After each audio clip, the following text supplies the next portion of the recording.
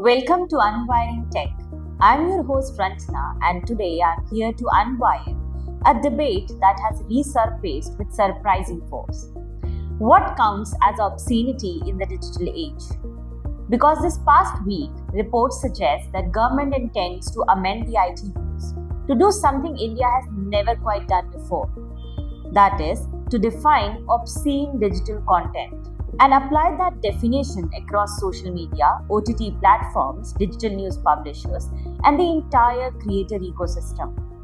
And suddenly, a debate that once lived inside film certification boards and courtroom discussions has spilled onto Instagram reels, influencer controversies, and very messy cultural landscape of modern India. If you think about it, the online space today is not just a place where we consume entertainment. It is where culture is made, contested, and fought over. A single reel can reach millions. A trending controversy can spark national debates overnight. And at the same time, explicit content circulates faster. Minors are exposed to more, and creators operate in a space where boundary between boldness and obscenity is blurred and constantly shifting. So the government's intervention didn't come out of nowhere. It comes after a series of high-profile cases, moral controversies, and genuine concerns about harmful content online. But the moment you try to regulate something like obscenity, you enter a grey zone, a zone where law, culture, morality, and constitutional rights, and that is exactly what we are unpacking today. On November 20, the Ministry of Information and Broadcasting, or the MIB, informed the Supreme Court that it is exploring a revamped approach to regulate digital content. This includes an ethics code for social media users, a revised framework for digital news publishers, and a new definition for obscene digital content. The government's proposal attempts to lay down a unified definition of obscene digital content within the code of ethics that applies to social media, OTT platforms, and the digital publisher. Now, this isn't an entirely new exercise. It borrows from Section 67 of the IT Act, from broadcasting guidelines, and from past judicial orders. But what's different is the attempt to modernize those ideas for an environment where a 5-second reel can circulate more widely than a film ever could. The MIB has proposed a definition for obscene digital content, and as per MIB, any digital content shall be deemed to be obscene if it is lascivious or appeal to prurient interest, or the effect of any of its item is, if taken as whole, such as to tend to deprave and corrupt persons who are likely having regard to all relevant circumstances, to read, see, or hear the matter contained or embodied in it. Content that is indecent, vulgar, suggestive, or that offends good taste or decency, or even content that glamorizes criminal behavior may fall under scrutiny now. One thing is to be noted that the new definition would apply to all digital contents, news, streaming platforms, and user-generated contents. That is, everything from Instagram posts to YouTube videos. Essentially, OTT platforms may find themselves being nudged closer to film-style standards, something they have long resisted because streaming has traditionally enjoyed creative freedom. Now, at one level, this drive for clarity makes sense. For years, India's obscenity laws have been criticized for being inconsistent and too dependent on subjective judgment. Courts too have struggled moving from the old Hicklet test to modern community standards reasoning. A landmark moment came in Avik Sarkar versus State of West Bengal, where the Supreme Court aligned itself with emphasizing context, purpose, and the work as a whole.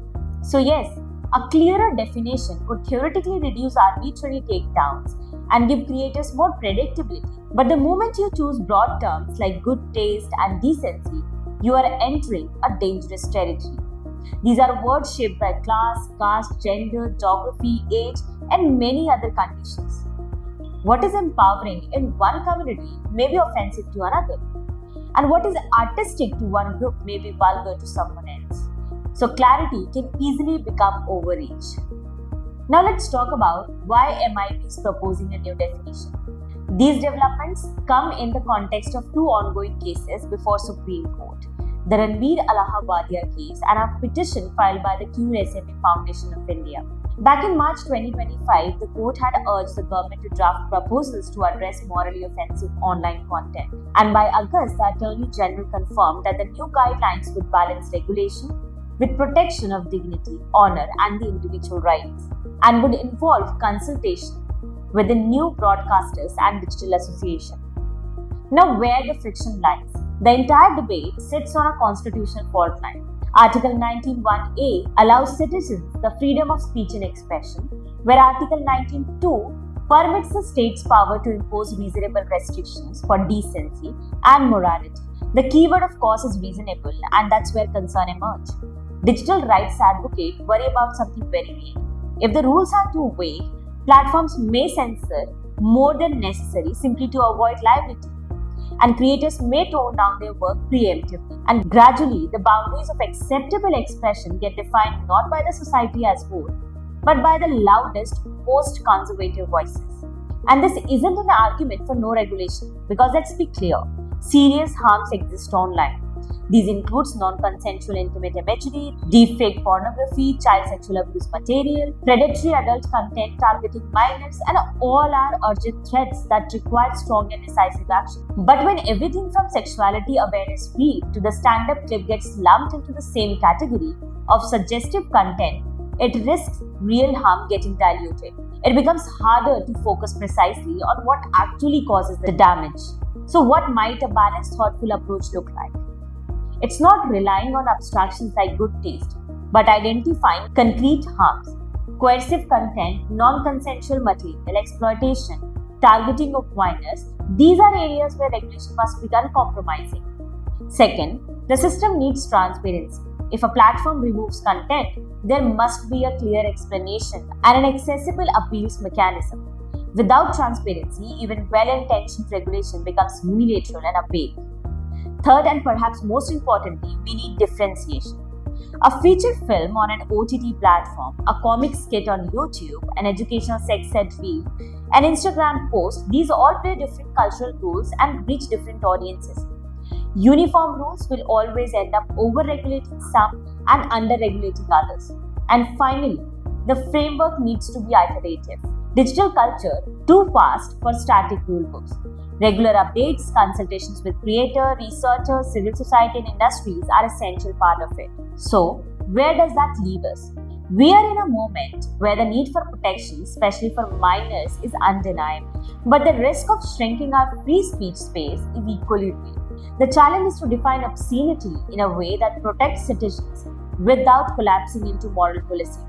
And to recognize that India's digital culture is young, diverse, globalized, and constantly changing, and to ensure that regulation empowers users rather than enclosing creativity within narrow boundaries. Because drawing lines is necessary, but drawing walls, that would contradict the very democratic values that the internet at its best was meant to amplify. And that's the question India had to grapple with now. Thank you for tuning in to this episode of Unwiring Tech.